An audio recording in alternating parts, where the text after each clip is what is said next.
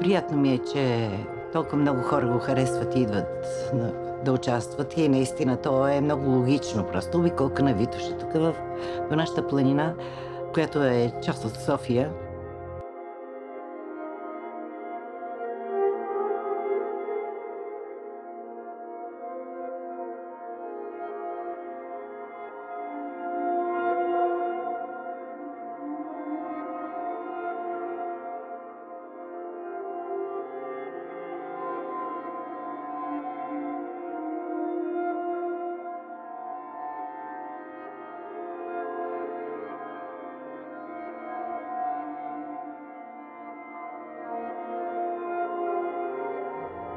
Дните преди състезанието бяха изпълнени с приповдигнато настроение. Всеки е зареден с енергия и няма търпение до старта.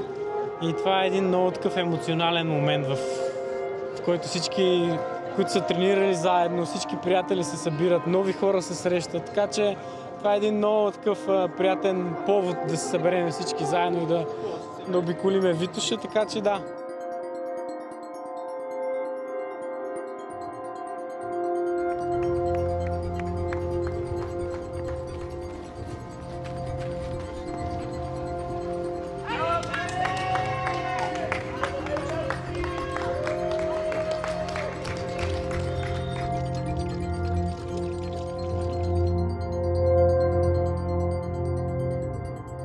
Най-различни чувства.